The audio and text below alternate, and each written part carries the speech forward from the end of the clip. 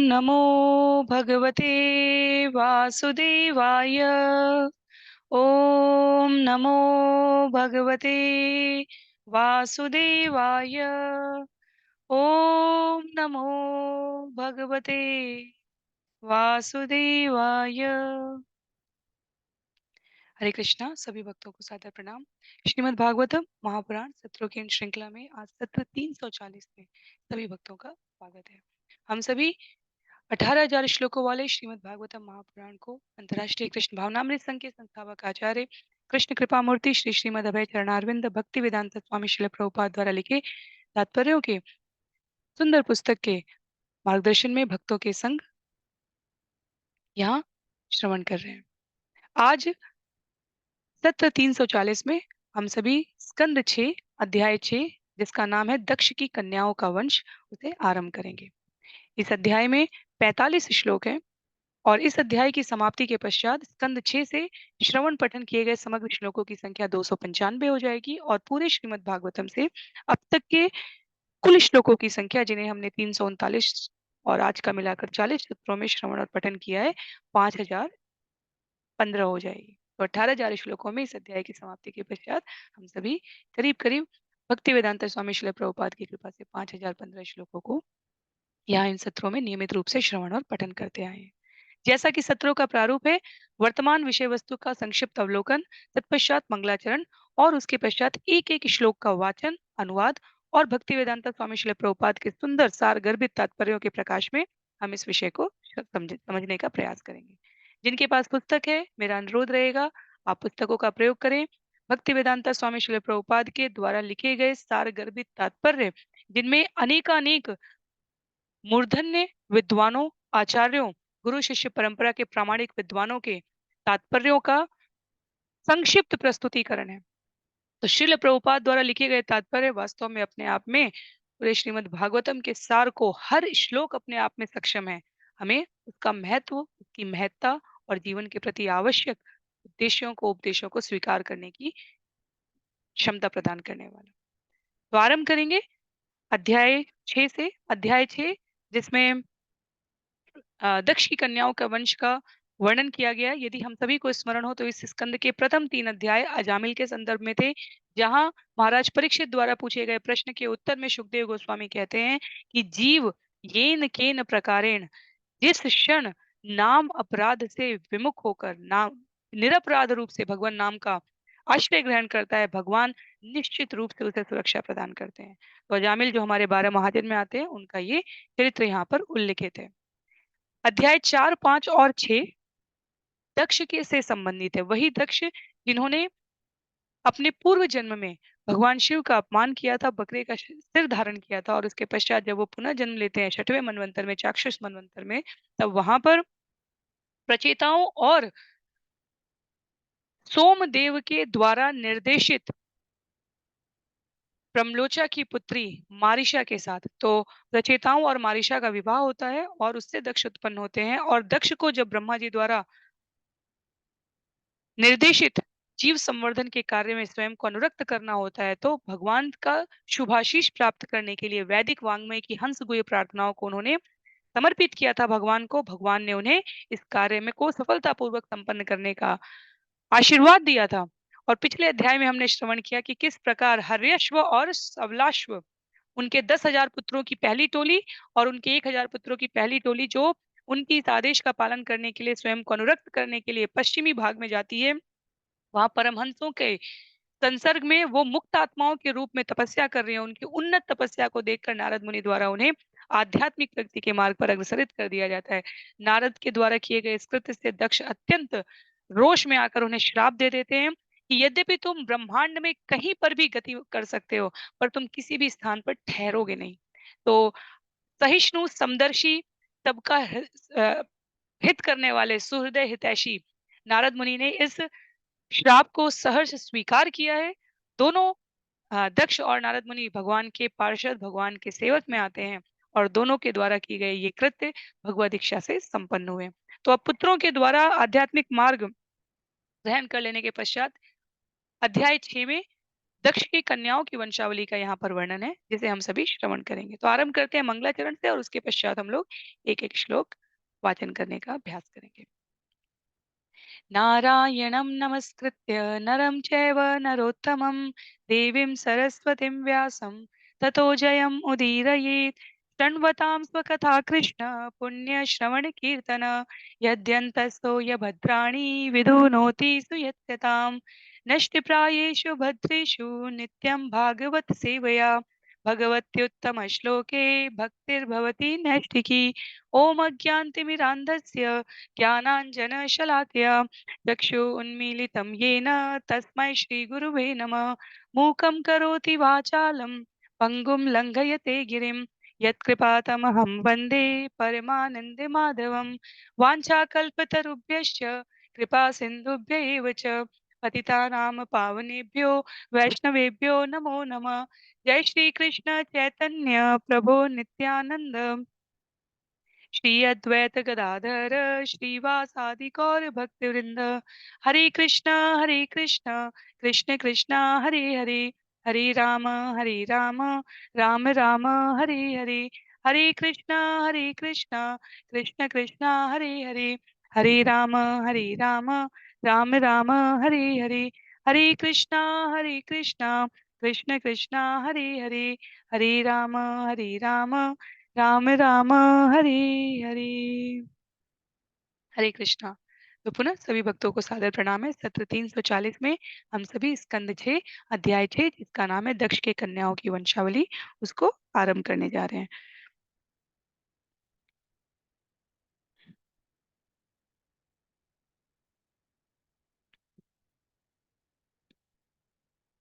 जिनके पास पुस्तक है वो पुस्तक का प्रयोग कर सकते हैं, अन्य सभी के लिए यहाँ स्क्रीन पर आपको श्लोक प्रस्तुत किए जा रहे हैं। स्कंद 6 अध्याय 6 श्लोक संख्या 1। श्री शुक उवाच ततः प्राचेतसोऽसि न न्याम् अनुनीत स्वयंभुवा सृष्टिं संजनयामास दुहितृपितृवत्सला। ततः प्राचेतसो असिक्न्याम अनुनीत स्वयंभुवा। तो यहाँ पर असिक्न्याम है उनकी माता का नाम। षष्टिम संजनायामास दुहित पितृवत्सलाम। श्री सुखदेव गोस्वामी ने कहा, हे राजन, तदंतर ब्रह्मा जी की प्रार्थना पर प्रजापति दक्ष ने, जिन्हें प्राचेतस कहा जाता है, अपनी पत्नी असिकनी के गर्भ से 60 कन्याएं उत्पन्न की। सभी कन्याएं अपने पिता को अत्यधिक स्नेह करती थी। जब भी हम दक्ष की कन्याओं के बारे में श्रवण करते हैं, हम संख्याओं में गूगल सर्च करेंगे या किसी पुराण कहीं किसी और धार्मिक संदर्भ में हम देखेंगे तो कन्याओं की संख्याओं में हमें अंतर दिख जाता है। अंतर इस कारण से है क्योंकि दक्ष का एक जन्म पहले हुआ है जिसमें सती पुत्री के रूप में हुई है और अन्य पुत्रियां हुई हैं वहां पर। और अब यहाँ पर जब छठवें मनवंतर में आ रहे हैं तो असिकनी के गर्भ से 60 कन्याओं की यहाँ पर ये अलग प्रस्तुति की गई है। तो इसलिए इसमें भ्रमित होने की आवश्यकता नहीं है। ये बहुत ही प्रामाणिक तरीके से प्रस्तुत है, हमें सिर्फ सही स्रोत से इसको श्रवण करने की आवश्यकता है। तो यहाँ अध्याय आरंभ हो रहा है। इस अध्याय में जिसमें मैंने कहा 45 श्लोक हैं, वास्तव में इसमें कोई विषय सूची श्लोकों की अलग-अलग बनाने की संख्या आवश्यकता नहीं है क्योंकि समस्त श्लोक एक क्रम में दक्ष की कन्याओं की वंशावली से ही चल रहे हैं। तो चंद्र के साथ कश्यप के साथ, यमराज के साथ, ये जो भी दक्ष के आने वाले दामाद हैं, वो सब एक क्रम में आते चले जाएँगे। तो इसलिए यहाँ पर विशेष सूची की अतिरिक्त आवश्यकता नहीं है। कह रहे हैं सुखदेव गोस्वामी महाराज परीक्षित को कि नारद के द्वारा अपने पुत्रों की हानि की घटनाओं के पश्चात दक्ष को बहुत क्षोभ हुआ। वो ब्रह्मा जी के पास गए। ब्रह्मा जी ने उन्हें पुनः अपनी सेवा में संलग्न होने के लिए आदेश दिया। तो दक्ष ने सावधानी पूर्वक पुत्रों के बजाय, क्योंकि दक्ष भगवान के कार्य को, ब्रह्मा जी के कार्य को संपादित कर रहे हैं, उनके पास इसकी स्वातंत्रता है, स्वतंत्रता है कि वो चुनाव कर सकते हैं कि कन्या का या पुत्र का किसका जन्म करना है। तो ये हमें वर्तमान समय में ये हमें बहुत ही पक्षपातपूर्ण या बहुत ही अवैज्ञानिक या बहुत ही अकल्पनीय लग सकता है। पर शास्त्रों में ऐसे अनेकानेक उदाहरण हैं कि संतानोत्पत्ति के लिए यज्ञ की व्यवस्था थी, संतानोत्पत्ति के लिए भाव प्रणय की, किस प्रकार के संतान की आप कामना करते हैं, ये सभी जैसा विचार है, जैसी उस समय मानसिक स्थिति है, उसके क्रम के अनुसार भी संतानों की उत्पत्ति हुई है। तो दक्ष के लिए यहाँ पर श्रील प्रभुपाद कहते हैं कि सावधानी पूर्वक इस बार उन्होंने पुत्रों के बजाय पुत्रियों को, कन्याओं को जन्म दिया है असिकनी के साथ, और जिससे नारद उन्हें सन्यास स्वीकार करने पर विवश करके विरक्त ना बना सके। तो सन्यास की हमारे शास्त्रों में वैसे भी कन्याओं के लिए, स्त्रियों के लिए किसी पक्षपात के कारण नहीं, अतिरिक्त संस्तुति नहीं है। स्त्री शरीरधारी आत्माओं के द्वारा निमित्त कर्मों के संपादन में उनका सन्यास निहित होता है। तो ये एक अलग विषय है, पर कई बार ये आता है कि कन्याओं के लिए सन्यास नहीं। यदि कन्याओं के लिए सन्यास कह दिया जाता, तो फिर ये होता कि इस प्रकार का कठिन उद्योग किया है मुक्ति के लिए, ये भी पक्षपात है। तो दोनों बातें हमें सम्यक रूप से स्वीकार करनी चाहिए। स्त्रियों के लिए विवाह अपने आप में सन्यास कहा गया है। तो कन्यादान जिसे कहते हैं, तो एक एक परिवार से दूसरे परिवार को स्वीकार करना, ये अपने आप में समस्त सामाजिक और मानसिक बंधनों को आत्मसात करने वाली बात होती है। तो इसलिए कभी भी ये भ्रमित नहीं होना चाहिए कि स्त्रियों के लिए सन्यास की संस्तुति ना करके कोई पक्षपात किया गया है। तो यहाँ पर श्रील प्रभुपाद कहते हैं, क्योंकि स्त्रियां जब मातृ पक्ष में, माता के घर में होती हैं, तब वो वहां पर सभी संबंधों को यथारूप में स्वीकार करती हैं, और विवाहोपरांत वो एक और अतिरिक्त परिवार को मुक्त करने का सामर्थ्य रखती हैं। तो अपने संस्कारों से, अपने सदाचरण से समाज की व्यवस्था को सुचारू रूप से बनाए रखने के लिए स्त्रियों द्वारा दिए गए इस योगदान के कारण स्त्रियों को अलग से संन्यास की संस्कृति नहीं है। संन्यास में किया गया व्यवहार वास्तव में भी अपने आप को अनासक्त रूप से कर्म करने के लिए होता है, या प्राणी मात्र की भलाई के लिए होता है, और स्त्री रूप में आत्मा इसको स्वतः स्वाभाविक रूप से करती है, यदि वो शास्त्रों के आदेशानुसार कार्य कर रही है। तो इसलिए स्त्रियों के लिए अलग से संन्यास की संस्कृति नहीं है। और वास्तव में विवाहोपरांत शास्त्र इसका अनुमोदन करते हैं कि पति द्वारा किए गए हर पुण्य कार्य में स्त्री को बराबर का भाग मिलता है, और पति द्वारा किए गए किसी भी बुरे कार्य में स्त्री का कोई पाप पक्ष नहीं होता। यदि उसने उसमें सहयोग नहीं किया है, तो पति के द्वारा किए गए पुण्य सुकृत सकाम कर्मों के फल में स्त्री को भाग मिलता है, पर उसके द्वारा किए गए बुरे कर्म में पति यदि बुरा कर्म कर रहा है, तो स्त्री उसके लिए यदि उसने सहयोग नहीं किया है, तो वो किसी प्रकार से उत्तरदायी नहीं होती है। तो ये भी एक विशेष व्यवस्था है, और श्रील प्रभुपाद कहते हैं कि इस व्यवस्था के कारण जो शास्त्रों ने सम्यक रूप से स्त्रियों को प्रदान किए, उन्हें अतिरिक्त संन्यास की आवश्यकता नहीं है। तत्पश्चात श्लोक संख्या 2 में दश धर्माय कायादात द्विष्ट द्विषट त्रिनव चेन्दवये भूतांगिर कृशाश्वेभ्यो द्वे द्वे ताक्षाय चापरा। तो आपको यदि कहीं भी लगे कि शब्दों को पढ़ने में कठिनाई हो रही है, इसलिए मेरे द्वारा लयबद्ध वाचन के समय प्रयास किया जाता है कि शब्द को जितना तोड़ के हम बोल सके उतना बोलें। अन्यथा जो शब्दार्थ यहाँ प्रस्तुत किए जाते हैं, आप वहां से भी इनको संदर्भ के रूप में श्रवण कर सकते हैं, पठन कर सकते हैं। दश धर्माय कायादात द्विषट त्रिनव च इन्दवे भूतांगिर कृशाश्वेभ्य द्वे द्वे ताक्षाय चापरा च अपरा। उन्होंने धर्मराज यमराज को 10, कश्यप को 13, चंद्रमा को 27 तथा अंगिरा, कृशाश्व एवं भूत को 2-2 कन्याएं दान स्वरूप दे दी। शेष 4 कन्याएं कश्यप को दे दी गई। इस प्रकार कश्यप को कुल 17 कन्याएं प्राप्त हुई हैं।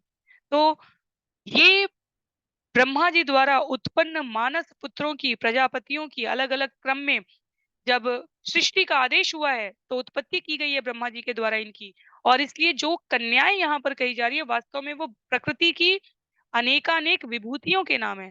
तो यदि हम इस प्रकार से देखें कि एक पुरुष के पास 27 स्त्री है, या एक पुरुष के पास 10, हमें स्मरण रखना चाहिए कि ये भगवान के पदाधिकारी हैं, नियुक्त अधिकारीगण, जो विभिन्न विभागों को और सेवाओं को संचालित कर रहे हैं।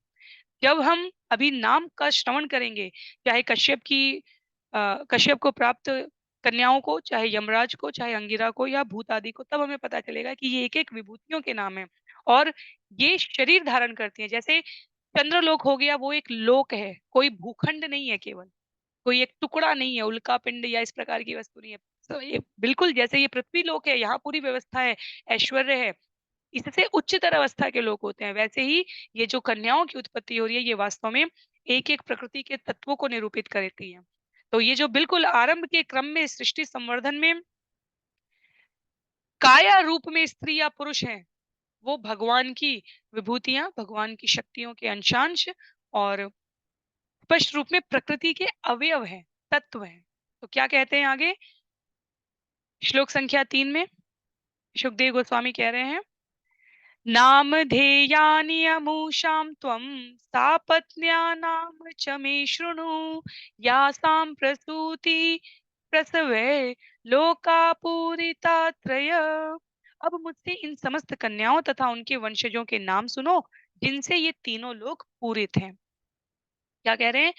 भानुलंबा ककुत्यामी विश्वसाध्या मरुत्वती वसुमुर्हुता संकल्पा धर्मपत्न्य सुता शृणु।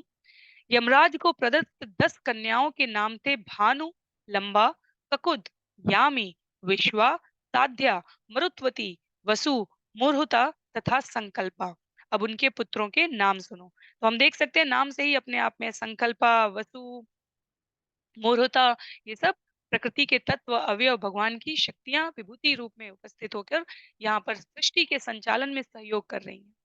तो जहां पर भी अब ये बहुत ही सीधा और सरल संचालन है श्लोकों का, यहाँ पर सुखदेव गोस्वामी के द्वारा श्लोक हैं और नाम है। यहाँ पर भी अतिरिक्त आवश्यकता रहेगी, वहां पर श्रील प्रभुपाद के तात्पर्य रहेंगे और हमारे द्वारा अतिरिक्त उसका संक्षेपण में प्रस्तुतिकरण रहेगा। अन्यथा हम लोग श्रवण करते हुए आगे बढ़ेंगे। भानो तु देवर्षभ इन्द्रसेन ततो नृप विद्योत आसीत् लम्बाया तत च स्तनयित्नव। हे राजन, भानु के गर्भ से देवऋषभ नामक एक पुत्र हुआ, जिसके इंद्रसेन नाम का एक पुत्र हुआ। लंबा के गर्भ से विद्योत नामक पुत्र हुआ, जिसने समस्त बादलों को जन्म दिया। तो स्पष्ट होता है, यहाँ पर हम देख सकते हैं प्रकृति के संचालन में बादलों का जन्म हो रहा है। ककुद संकटस्तस्य कीकटतनयो यत भुवो दुर्गाणि यामेय स्वर्गो नंदी ततो भवत्। ककुत के गर्भ से संकट नामक पुत्र उत्पन्न हुआ, जिसके पुत्र का नाम कीकट था। कीकट से दुर्गा नामक देवतागण हुए। यामी के पुत्र का नाम स्वर्ग था, जिससे नंदी नाम का एक पुत्र उत्पन्न हुआ। विश्वे देवास्तु विश्वाया अप्रजान्तान् प्रचक्षते साध्यो गणश्च साध्याया अर्थ सिद्धिस्तु तत्सुतु। विश्वा के पुत्र विश्वदेव हुए, जिनके कोई संतान नहीं थी। साध्या के गर्भ से साध्यगण हुए, जिनके पुत्र का नाम अर्थ सिद्धि था। तो इस प्रकार से किसी न किसी, तो ये सब नाम स्मरण नहीं रखने हैं, चिंता की कोई आवश्यकता नहीं है। ये नाम हमें स्मरण भी नहीं रहते हैं, ये संदर्भ के लिए आवश्यक है। दक्ष की कन्याओं की संख्या के पश्चात प्रत्येक कन्या किस प्रकार सृष्टि संवर्धन में सहयोग करती है, उनको यहाँ पर सूचीबद्ध किया गया। तो स्मरण करने की आवश्यकता नहीं है, पर नामों पर ध्यान देना इसलिए आवश्यक है कि हम समझ सके, कहीं बादल की उत्पत्ति हो रही है, कहीं संकट की उत्पत्ति हो रही है, कहीं मूर्खता उत्पन्न हो रही है और कहीं अर्थ सिद्धि का जन्म हो रहा है। मरुत्वांच जयंत च मरुत्वया मरुत्वत्या बभूवतु मरुत्वांच जयंत च मरुत्वत्या बभूवतु जयंतो वासुदेवांश्च उपेंद्र इति यम विदु। मरुत्वती के गर्भ से मरुत्वान तथा जयंत नामक 2 पुत्रों ने जन्म लिया। जयंत भगवान वासुदेव के अंश हैं और उपेंद्र कहे जाते हैं। मौर्हूतिका देवगणा मूर्हुतायाश्च जज्ञिरे ये वै फलं प्रयक्षन्ति भूतानां स्वस्वकालजम्। मूर्हुता के गर्भ से मौर्हुतिक गण नामक देवताओं ने जन्म लिया। ये देवता अपने अपने कालों में जीवात्माओं को उनके कर्मों का फल प्रदान करने वाले हैं। तो हमें स्पष्ट दिख रहा है कि किस प्रकार ये देवतागण विभिन्न अवयव जन्म ले रहे हैं।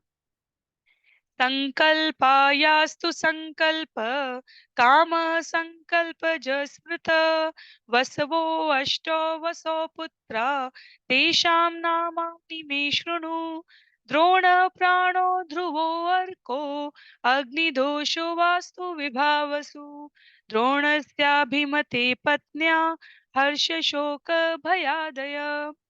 संकल्प का पुत्र संकल्प कहलाया, जिससे काम की उत्पत्ति हुई, कामना, काम। वसु के पुत्र अष्टवसु कहलाए, उनके नाम सुनो। द्रोण प्राण, ध्रुव, अर्क, अग्नि, दोष, वास्तु तथा विभावसु। द्रोण नामक वसु की पत्नी अभिमति से हर्ष, शोक, भय इत्यादि पुत्रों का जन्म हुआ।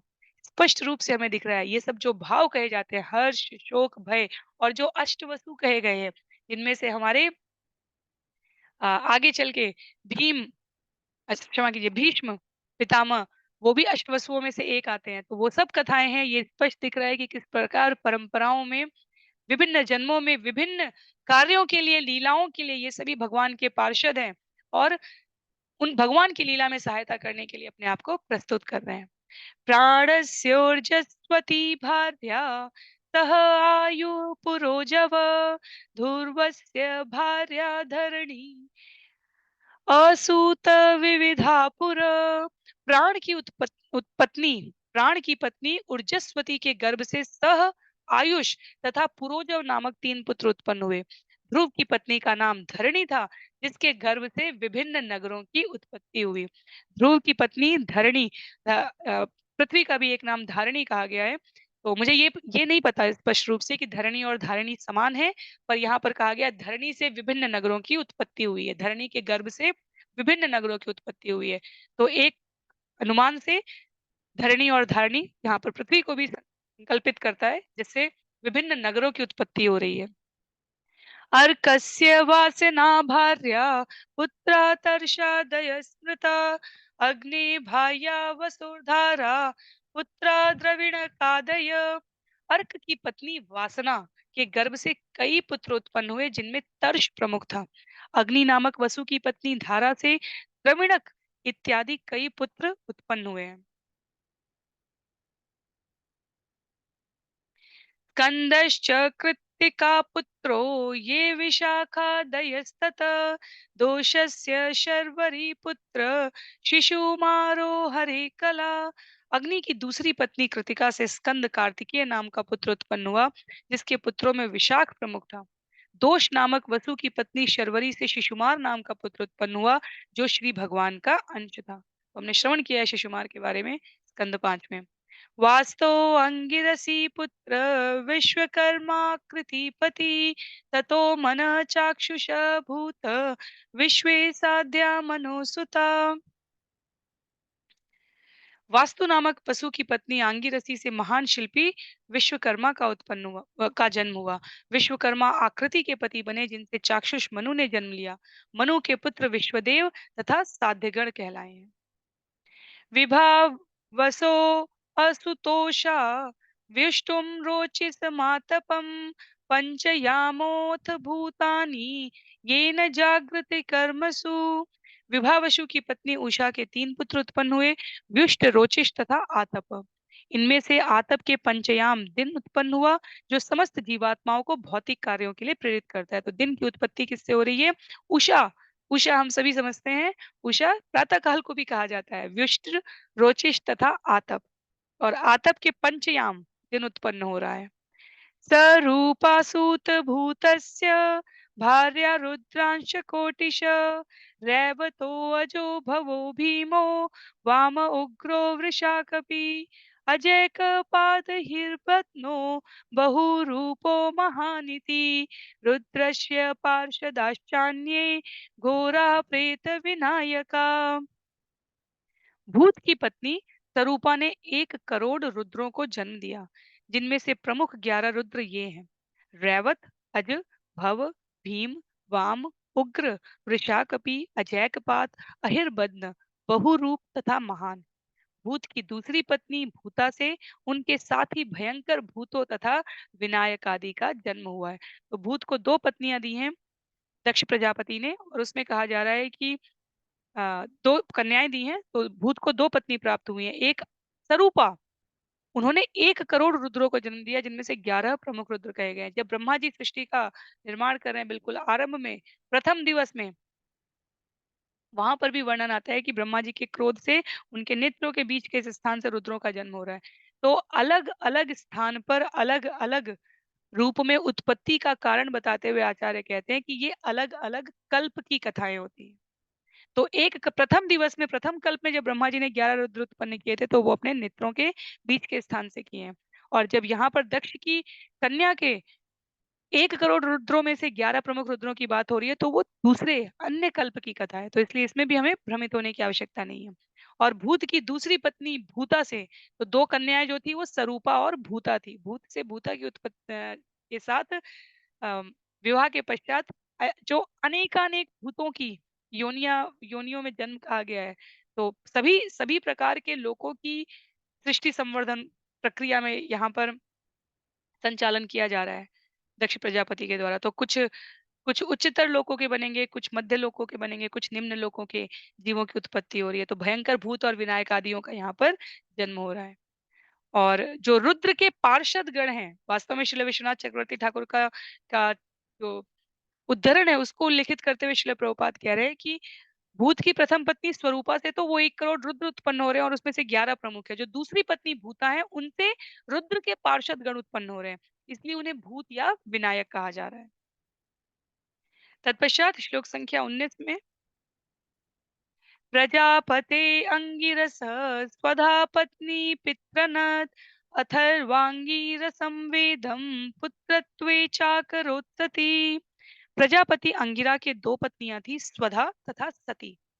स्वधा ने समस्त पितरों को पुत्र रूप में स्वीकार किया और सती ने अथर्वांगी रस वेद को ही पुत्र रूप में स्वीकार कर लिया है। तो ये सती जो अंगिरा को यहाँ प्राप्त हो रही है, ये एक पूर्ववर्ती कल्प की सती से भिन्न है। कृशाश्वो अर्चिषी भार्याया धूमकेतु अजीजनत धीषणायाम वेदशिरो देवलम वयुनम मनुम। कृशाश्व के अर्चिष तथा धिषणा नामक 2 पत्नियां थी। अर्चिष से धूमकेतु और धिषणा से वेदशिरा, देवल, वयुन तथा मनु नामक 4 पुत्र उत्पन्न हुए। तत्पश्चात ताक्षस्य विनता कद्रु पतंगी यामिनीति च पतंग्य सूत पतंगान्या यामिनी शलभानत। ताक्षस्य विनता कद्रु पतंगी यामिनी इति च पतंगी असूत पतगान यामिनी शलभान अथ। तो शब्द आपस में काफी संयुक्त हैं। सुपर्णासूत गरुणम साक्षात यज्ञेश वाहनम सूर्यसूतम अनुरु च कद्रुनागाननेकश। कश्यप अर्थात ताक्ष की 4 पत्नियां थी, विनता, सुपर्णा, कद्रु, पतंगी तथा यामिनी। पतंगी ने नाना प्रकार के पक्षियों को जन्म दिया और यामिनी ने टिड्डियों को। विनिता सुपर्णा ने भगवान विष्णु के वाहन गरुण तथा सूर्यदेव के सारथी अनुरु अथवा अरुण को जन्म दिया। कद्रु के गर्भ से अनेक प्रकार के नाग उत्पन्न हुए। तो जितनी योनियां हैं, पशु की, पक्षियों की, नाग की, यक्ष की, गंधर्व की, देवताओं की, मनुष्यों की, सभी यहाँ पर इस संवर्धन में उत्पन्न हो रहे हैं। श्लोक संख्या 23 में कृत्तिकादीनि नक्षत्राणि इन्दोपत्न्यतु भारत दक्ष शापात स अनपत्य तासु यक्ष्म ग्रह आर्दित। हे भारत श्रेष्ठ महाराज परीक्षित, कृतिका नामक राशियां चंद्रदेव की पत्नियां थीं, किंतु प्रजापति दक्ष ने चंद्रदेव को शाप दिया था कि उसे क्षय रोग हो जाए, अतः किसी भी पत्नी से कोई संतान नहीं हुई। तो ये कहानी हम सबको पता है। ये जितने प्रकार के राशियां हैं, नक्षत्र हैं, ये चंद्र जो कलाएं हैं चंद्र की, ये सब दक्ष द्वारा दी गई वो 27 पत्नियां हैं, कन्याएं हैं। और कथा कुछ इस प्रकार से आती है कि चंद्रदेव को रोहिणी पर विशेष अनुराग था, तो अन्य पत्नियों की अनजाने में उससे उपेक्षा हो जाती है। और जब कन्याओं द्वारा इस पर शोक प्रस्तुत करते हुए पिता को निवेदित किया जाता है कि चंद्र तो केवल एक ही बहन पर ध्यान देते हैं और अन्यों पर नहीं, तो अन्य स्थानों पर ये कथा बहुत विस्तार में है। श्रील प्रभुपाद ने इसे यहाँ संक्षेप में, बिल्कुल संक्षेप में ही प्रस्तुत किया है, क्योंकि विषय वस्तु भिन्न है। यहाँ पर यहाँ कन्याओं के वंश के विस्तार के बारे में बताया जा रहा है। तो क्योंकि दक्ष का कार्य ये, दक्ष श्राप ही देते रहते हैं। दक्ष ने चंद्रमा को भी, अपने दामाद को जिनसे विवाह किया कन्याओं का, उसे ही श्राप दे दिया कि तुम्हें क्षय रोग हो जाए। एक और अन्य कथा आती है जिसमें चंद्र द्वारा गणेश जी का किंचित मात्रा अनजाने में उपहास कर दिया जाता है, तब वहाँ पर भी गणेश जी द्वारा भी उनको कठोर वचन कहे गए हैं। तो दोनों ही कथाएँ हैं और उससे चंद्र क्या है, चंद्र बढ़ता और घटता रहता है, क्षय रोग होता है। क्योंकि क्षय रोग हुआ है तो कन्याएँ फिर और अधिक विलाप की हैं। वो एक अलग कथा है जहाँ पर कन्या दक्ष से कहती है, हमने आपसे सहायता माँगी थी और आपने हमारा इतना बड़ा सर्वनाश कर दिया। कि हमारे पति को ही आपने अगर इस रूप में श्रापित कर दिया है, तो अब वो आगे फिर अन्य जो कन्याएँ हैं उनसे अ, संतानोत्पत्ति नहीं होती है। लेकिन आगे कहते हैं सुखदेव गोस्वामी श्लोक संख्या 24 में पुनः प्रसाद्यं तं सोम कलालेभेशयेदिता शृणु नामानि लोकानां मातॄणां शङ्कराणि च अथ कश्यपपत्नीनां यत्प्रसूतम् इदं जगत् अदितिर्दिति धनुकाष्ठा अरिष्टासुरसायिला मुनिक्रोधवशाताम्रा सुरभिः सरमातिमि तिमिर्यादो गणा आसन् श्वपदा पदासरमा तत्पश्चात चंद्रदेव ने प्रजापति को विनीत वचनों के द्वारा प्रसन्न करके रुग्णावस्था में क्षीण हुए प्रकाश को फिर से प्राप्त कर लिया, किंतु तो भी उनके कोई संतान नहीं हुई। चंद्रमा कृष्ण पक्ष में अपना प्रकाश खो देता है, किंतु शुक्ल पक्ष में उसे पुनः प्राप्त कर लेता है। हे राजा परीक्षित, अब मुझसे कश्यप की पत्नियों के नाम सुनो, जिनके गर्भ से इस समस्त ब्रह्मांड के प्राणी उत्पन्न हुए हैं। वे लगभग समस्त ब्रह्मांड के सचराचर की माताएं हैं और उनके नामों को सुनना शुभ है। उनके नाम हैं अदिति, दिति, तनु, काष्ठा, अरिष्टा, तुरा, तुरसा, इला, मुनि, क्रोधवशा, ताम्रा, तुरभि, सरमा तथा तिमि। तिमि के गर्भ से समस्त जलचर उत्पन्न हुए और सरमा से सिंह तथा बाघ जैसे क्रूर पशु उत्पन्न हुए। आगे कहते हैं तो इसीलिए कश्यप मुनि को महान प्रजापति हैं कश्यप मुनि वास्तव में, क्योंकि उन्होंने फिर कहा जा रहा है ब्रह्मांड के सभी जो चराचर सचराचर जीव हैं उनकी माताएं कश्यप मुनि की पत्नी है। तो तिमि के गर्भ से जलचर हो रहे हैं, सरमा के गर्भ से हिंसक क्रूर पशु हो रहे हैं। आगे बताते हैं सुरभि, क्योंकि दक्ष की कन्या का नाम है, कश्यप मुनि की पत्नी का नाम है, तो हम अनुमान लगा सकते हैं कि सुरभि से कौन उत्पन्न होने वाले हैं। तुर्भे महिषा गावः ये चान्ये द्विषफा नृप ताम्रायाशेन गृध्राद्या मुने अप्सरसां गणा। हे राजा परीक्षित, सुरभि के गर्भ से भैंस, गाय तथा अन्य फटे खुरों वाले पशु उत्पन्न हुए, जबकि ताम्रा के गर्भ से बाज, गिद्ध तथा अन्य बड़े शिकारी पक्षियों ने जन्म लिया। मुनि से अप्सराएं उत्पन्न हुई हैं। तो अगली बार कहीं भी कोई भी हमसे इस सृष्टि के विस्तार के रूप में प्रामाणिक रूप से यदि उदाहरण मांगे, अम, प्रमाण मांगे, तो स्कंद 6 अध्याय 6 का ये अध्याय हमें स्मरण रखना है। इस अध्याय में वर्णित वस्तुएं, नाम, श्रृंखलाएं नहीं भी स्मरण हो तो कोई बात नहीं, और स्कंद 6 अध्याय 6 में जीवों की विभिन्न योनियों की उत्पत्ति के यहाँ पर प्रस्तुतिकरण है, किसने किसके गर्भ से जन्म लिया है। दूसरी महत्व की बात यहाँ पर ये थी कि अ, यदि इस श्रृंखला में किसी नाम से या किसी कथा के अन्य रूप को श्रवण करने से आपको कोई भी दुविधा हो, तो बहुत ही निसंकोच भाव से आप कमेंट बॉक्स में या फिर जहाँ भी आप ग्रुप पर जुड़े हैं वहाँ बता सकते हैं, क्योंकि जब हम क्रम में केवल श्रवण कर रहे हैं और इसे संदर्भ ना कर पाएँ, तो ये बहुत ही शोभनीय नहीं है, ध्यानपूर्वक श्रवण करने की जो पद्धति बताई गई है उसमें। तो इसलिए किसी भी दुविधा के लिए आप निश्चित रूप से पूछ सकते हैं। श्लोक संख्या 28 में दंदशूकादय सर्पा राजन् क्रोधवशात्मजा इलाया भूरुहा सर्वे यातु धाना च सौरशा। क्रोधवशा से दंदशूक नामक सर्प, रेंगने वाले अन्य प्राणी तथा मच्छर उत्पन्न हुए हैं। इला के गर्भ से समस्त लताएं तथा वृक्ष उत्पन्न हुए हैं। सुरसा के गर्भ से राक्षसों ने जन्म लिया है। अरिष्टायास्तु गन्धर्वा काष्ठाया द्विषफेतरा सुता धनो एकषष्टि तेषां प्राधानिकान् शृणु द्विमूर्धा शम्बरोरिष्टो हयग्रीवो विभावशु अयो मुख शङ्कुशिरा स्वर्भानु कपिलोरुण पुलोमा वृषपर्वा च एकचक्रोऽनुतापन धूम्रकेशो विरूपाक्षो विप्रचितिश्चतुर्जय। अरिष्टा के गर्भ गंधर्व उत्पन्न हुए और काष्ठा से घोड़े इत्यादि एक खुर वाले पशु। हे राजन, तनु के 61 पुत्र उत्पन्न हुए, जिनमें से 18 प्रमुख हैं।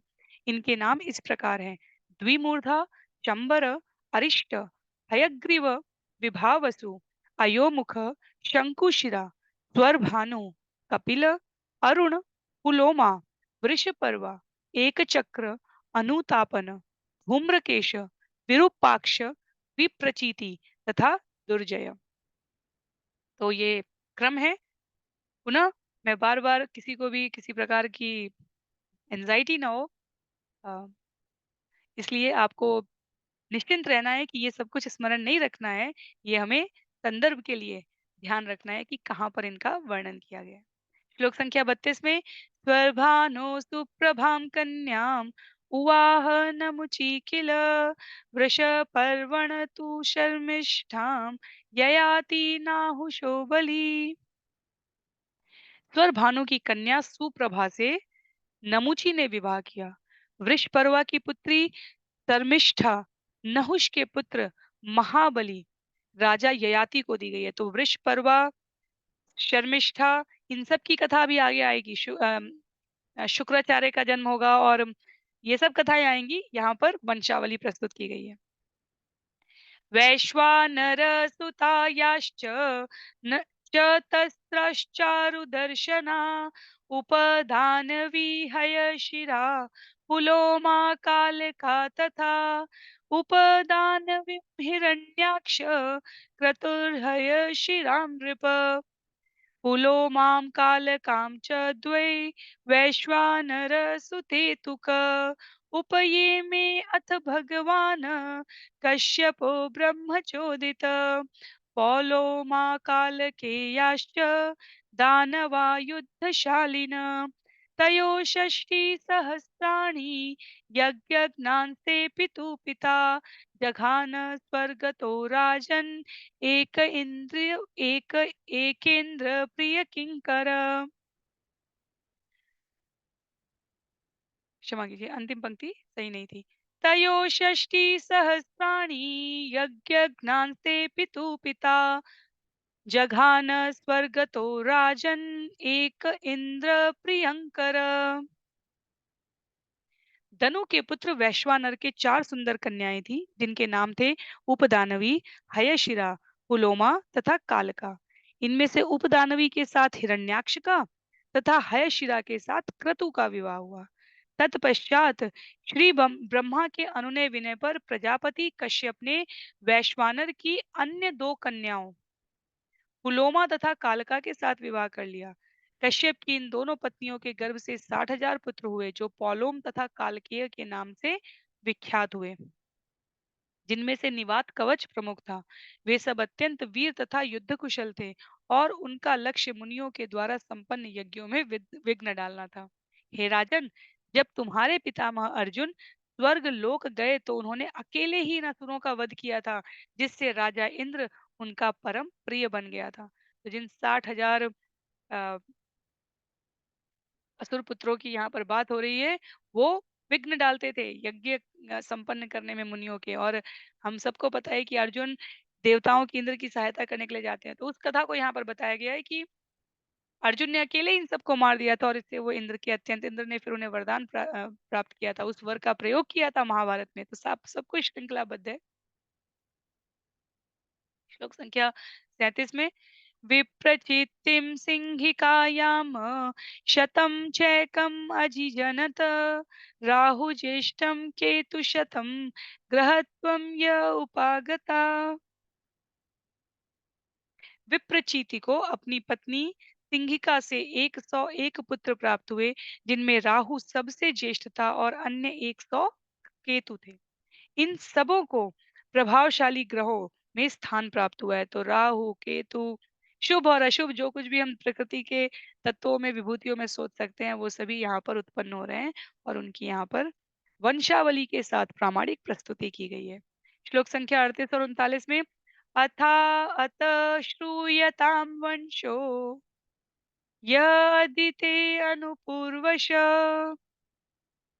यत्र नारायणो देव स्वांशेन अवतारत विभु विवस्वान् अर्यमा पूषा त्वष्टाथ सविता भग धाता विधाता वरुणो मित्र शत्रु उरुक्रम। अब सुनो, मैं अदिति की वंश परंपरा का तिथि क्रमानुसार वर्णन कर रहा हूँ। इस वंश में पूर्ण पुरुषोत्तम भगवान नारायण ने स्वांश रूप में अवतार लिया। अदिति के पुत्रों के नाम इस प्रकार हैं: विवस्वान, अर्यमा, उषा, त्वष्टा, सविता, भग, धाता, विधाता, वरुण, मित्र, शत्रु तथा उरुक्रम। श्लोक संख्या 40 में विवस्वत श्राद्ध देवं संज्ञासूयत वैमनुं मिथुनं च महाभागा यमं देवं यमिं तथा दैव भूत्वाथ वडवा नासत्य शुशुवे भुवि। सूर्यदेव विवस्वान की भाग्यवती पत्नी संज्ञा से श्राद्ध देव मनु तथा यमराज और यमुना नदी यमी का जोड़ा उत्पन्न हुआ।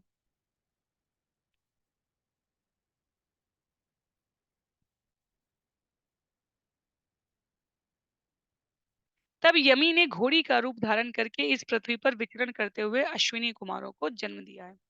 तो यमुना, यमी और यमराज, इनसे संबंधित भी हमारी कार्तिक महीने की कथाएं आती हैं। तो सभी सभी संबद्ध है। यहाँ पर सबसे सरल शब्दों में यही समझा जा सकता है कि सभी संबद्ध हैं और प्रकृति की रचना में सहयोग करने के लिए उद्भूत हुए हैं। छाया शनैश्चरं लेभे सावर्णिं च मनुं तत कन्यां च तपतिं यावै ब्रवे संवरणं पतिं। सूर्य की अन्य पत्नी छाया से शनैश्चर तथा सावर्णी मनु नामक दो पुत्र तथा तपति नामक एक पुत्री उत्पन्न हुई जिसने संवरण के साथ विवाह कर लिया। आगे अर्यम्णो मातृका पत्नी तयोश्चर्षणय सुता यत्र वै मानुषी जाति ब्रह्मणा चोपकल्पिता। अर्यमा की पत्नी मातृका की कुक्षी से कई विद्वान पुत्र उत्पन्न हुए। श्री ब्रह्मा ने उन्हीं में से मनुष्य की जातियों की सृष्टि की जो आत्मनिरीक्षण की प्रवृत्ति से संपन्न है। तो जब मनुष्यों का जन्म होता है तो विशेष रूप से यहाँ पर कहा गया आत्मनिरीक्षण की विधि से संपन्न है। इस प्रवृत्ति से मनुष्यों को इसीलिए ये विशेषाधिकार प्राप्त हुआ है और इसीलिए अपेक्षा की जाती है कि हम अपने जीवन के औचित्य को समझ सके और उसके लिए हम लोग सफलतापूर्वक प्रयास कर सकें। श्लोक संख्या 43 में पूषा अनपत्य पिष्टादो भग्नदन्तो भवत्पुरा योऽसौ दक्षाय कुपितं जहास विवृतद्विज। पूषा की कोई संतान नहीं हुई। जब भगवान शिव दक्ष पर क्रुद्ध हुए तो पूषा दांत निकाल कर हंसा था। अतः उसको श्राप मिला था कि उसके दांत जाते रहें और तब से वह पिसा हुआ अन्न खाकर जीवन निर्वाह करता रहा। तत्पश्चात श्लोक संख्या 44 में त्वष्टु दैत्यात्मजा भार्या रचना नाम कन्यका सन्निवेश तयोर्जज्ञे विश्वरूपश्च वीर्यवान। दैत्यों की पुत्री रचना प्रजापति त्वष्टा की पत्नी बनी। उसके गर्भ से सन्निवेश तथा विश्वरूप नामक दो अत्यंत पराक्रमी पुत्र उत्पन्न हुए। तो त्वष्टा की, प्रजापति त्वष्टा की पत्नी बनी है रचना। श्लोक संख्या 45 में तम्बव्रीरेशुरगणा स्वस्त्रियं द्विषतामपि विमतेन परित्यक्ता गरुणांगीरसेन यत्। यद्यपि विश्वरूप देवताओं के कट्टर शत्रु असुरों की पुत्री का पुत्र था किंतु उन्होंने ब्रह्मा की आज्ञा से उसे अपना पुरोहित बनाना स्वीकार किया। देवताओं द्वारा अपमान किए जाने पर गुरु बृहस्पति ने इनका परित्याग कर दिया था, इसलिए इन्हें पुरोहित की आवश्यकता पड़ी। इस प्रकार श्रीमद् भागवत के छठे स्कंद के अंतर्गत दक्ष की कन्याओं का वंश नामक छठे अध्याय का भक्ति वेदांत तात्पर्य पूर्ण हो रहा है। तो ये जो विश्व रूप है यहाँ पर इनके साथ आगे की कथा भी आएगी अभी। जब बृहस्पति इंद्र के उन्मत्त आचरण से उनको समझाने के लिए, क्योंकि वो उनके गुरु हैं देवताओं के, अपने आप को प्रस्तुत करते हैं, तो इंद्र द्वारा उनका अपमान किया जाता है। बृहस्पति इससे बहुत रोष में आते हैं और कहते हैं कि मैं तुम्हें छोड़कर जा रहा हूँ। और बृहस्पति के जाते ही कहा गया देवताओं का दुर्भाग्य, क्योंकि गुरु की अवज्ञा, गुरु का अपमान जीव को कभी सुखी नहीं रहने देता है। देवता भगवान हैं, भगवान के भक्त हैं, पर फिर भी उनके माध्यम से भगवान समय-समय पर सही और गलत का अंतर बताते हैं। तो बृहस्पति जब चले गए तो देवताओं को अपने अन्य समस्त कार्यों के संपादन के लिए पुरोहित की आवश्यकता हुई। तो विश्वरूप की कथा आएगी यहाँ पर कि विश्वरूप द्वारा अ, देवताओं का, क्योंकि वो असुरों की पुत्री के पुत्र हैं। विश्वरूप यहाँ पर किससे उत्पन्न हो रहे हैं? रचना से। रचना और त्वष्टा के विवाहोपरांत सन्निवेश और विश्वरूप नामक 2 पुत्र उत्पन्न हो रहे हैं। तो इंद्र विश्वरूप को आमंत्रण देंगे और यहाँ से कथा आगे बढ़ेगी अब। ये अध्याय यहाँ पर समाप्त हो रहा है, पर विश्वरूप के साथ 3 अध्याय, अगले 3 अध्याय हैं इंद्र और विश्वरूप के 7, 8 और 9। तो उनकी कथा आगे के क्रम में हम लोग अगले सत्र में श्रवण करने का प्रयास करेंगे।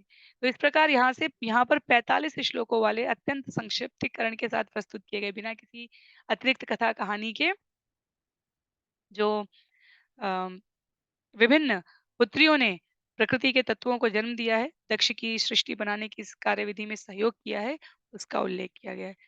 तो श्रील प्रभुपाद कहते हैं, जो संक्षिप्त प्रस्तुति है उसमें, कि हमें ये समझ लेना चाहिए कि विभिन्न महापुरुषों के साथ इन 60 कन्याओं के संयोग से ही इस समस्त ब्रह्मांड की विभिन्न जीवात्माएँ अपना जीवन आरंभ करती हैं। तो चाहे मनुष्य हों, देवता हों, असुर हों, पशु हों, पशुओं में भी अलग-अलग प्रकार के पशु हों, फटे हुए खुरों वाले, एक खुर वाले, हिंसक और इसी प्रकार विभिन्न प्रकार के पक्षियों और नागों की उत्पत्ति हो रही है। तो 10 धर्मराज को दी गई थी, पुनः के लिए 10 धर्मराज को दी गई हैं, 13 कश्यप मुनि को दी गई हैं, 27 चंद्रदेव को दी गई हैं। इस प्रकार 50 पुत्रियाँ बाँटी गई हैं। बाँटना शब्द हमें किसी और अर्थ में नहीं लेते, बाँटने का अर्थ है इस प्रकार से उन्हें प्रदान की गई हैं।